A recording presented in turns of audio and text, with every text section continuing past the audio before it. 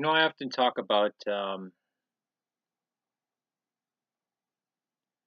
not about gaining other people's perspectives, and that enables you to enhance your view. It widens your view. It helps you to become more compassionate, more understanding, and it all around betters you. And that's better than quote unquote winning an argument or being right all the time, right? It just struck me the atheist who I am answering these questions, and we're going back and forth in a debate, a friendly enough one, but it's from Germany, and I wonder if,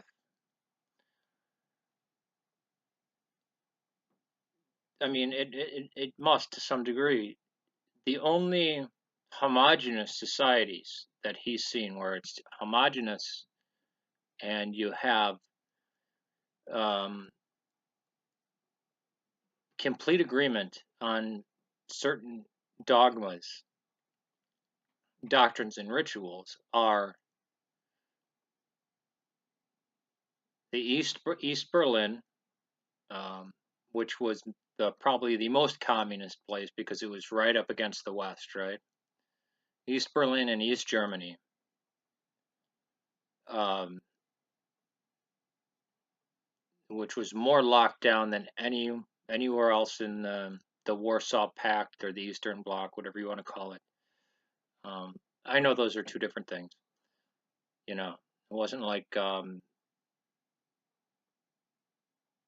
other societies. Of course, communism anywhere is going to be horribly oppressive. It's the nature of the beast, right? And before that, what was before East Germany? Nazi rule. So this backdrop, and I'm not going to say, oh, it that's why he thinks the way. I don't want to project anything, but just from a point of compassion and understanding, trying to understand his view, is when he looks at the ancient past, right? And you get the lie of the Spanish Inquisition. Probably thinks that the Inquisitions were, these horrid things. The BBC actually did a documentary and openly admits that what we think of as the Spanish Inquisition is a complete lie fabricated by the English and the Dutch Protestants, mainly England. They were at war with Spain. And the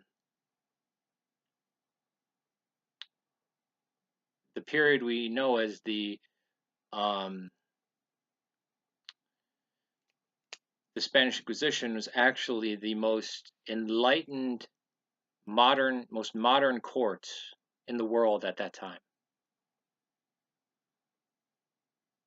and far more merciful.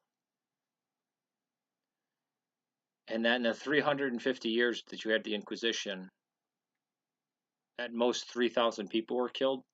I know they say 2,000, but I'll up it another 1,000, say 3,000. When in the same period, I believe it was a 65-year period in Northern Europe, you had 150,000 men and women burned at the stake for being witches or Catholics. Usually that was interchangeable. But we have this view of the Spanish Inquisition nowadays, at least in the Anglophone world, and I believe this has gotten projected across the world, that just wasn't true, and to the point where some people in Spain had believed it. Although I suspect many more knew it wasn't real, but under the rulership of Franco, didn't probably help anything. Even though I think between the two, between the Spanish Republic and Franco, I think any sane human being would have to side with Franco, knowing the horrors of what the Spanish Republic did. Now I know that there were Basques who fought on either side, and that the Spanish Republic really wasn't a homogenous thing, but the place where it was homogenous was ruthless and bloody, um, and run by the Bolsheviks, right? But looking back at medieval times, and they're not painted very well, right? They're painted very dark, and um, it's almost like the Renaissance didn't exist, which was Renaissance was the Enlightenment occurring hundreds of years earlier in Catholic places, in Italy, in Spain, in England, um, but mostly it was in Italy, and people came to Italy to learn. Copernicus is from Poland. He came to Italy. Um,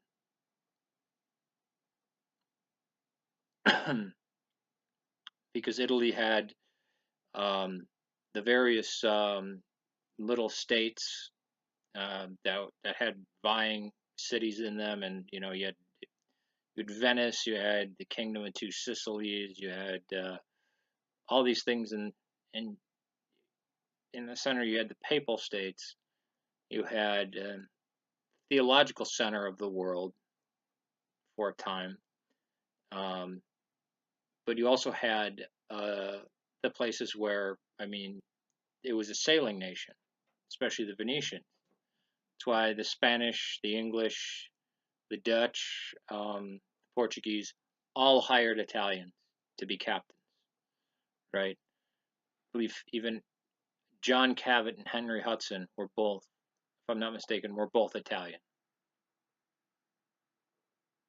At least John Cabot was. I think his name was Giovanni Cabota or something like that. But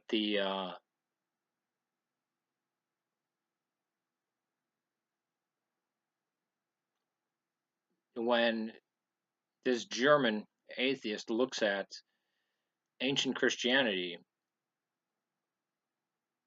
his reference points, because it doesn't seem like he actually looked into studying a lot of the New Testament or early Christianity or the structure of the church or a lot of history in general, or even um, other primitive cultures, right? Because I also am interested in the transfer from the Neolithic to the Iron Age, and especially the Neolithic, and well, any of the Paleolithic, any of the Stone Age, right? Um, who erected those megaliths in Britain and Ireland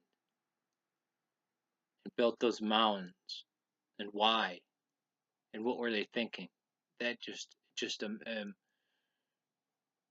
fills the mind with wonder, and the fact that they're still standing to this day, many of them just as they were, um, and we can only guess at it. It's where dreams are basically. When I see these places, um, but again, history wasn't his thing. Maybe he likes math, right?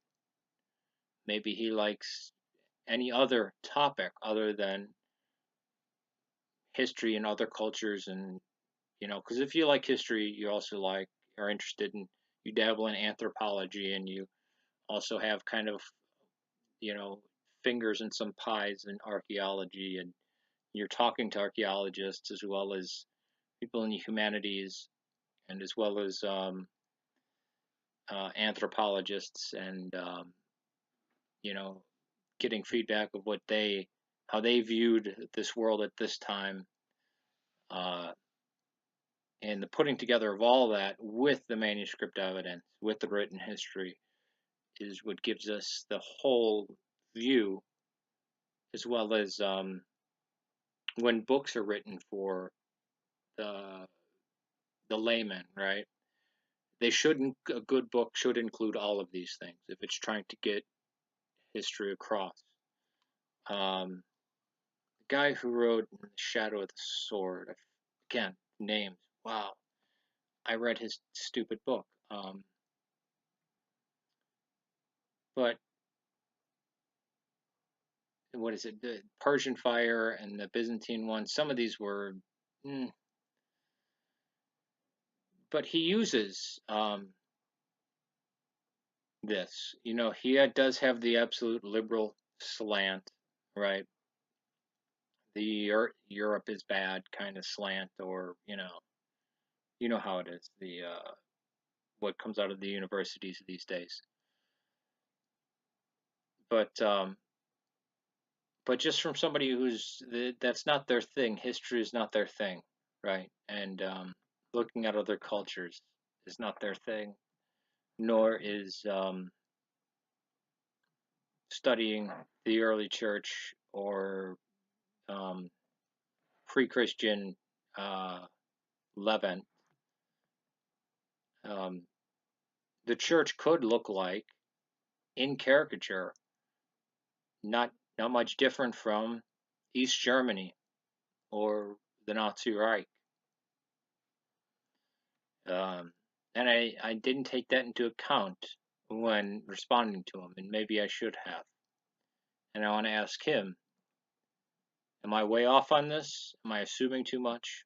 I try to put myself in the other person's shoes, right? As a Christian, as Eastern Orthodox, it's almost commanded of me to do that,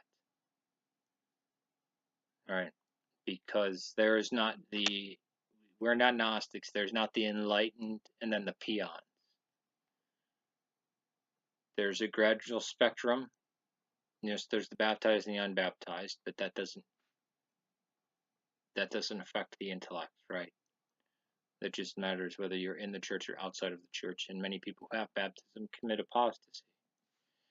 So I want to extend this video to Dave Jacob and tell me, am I way off, or because I didn't factor that in? Should I have?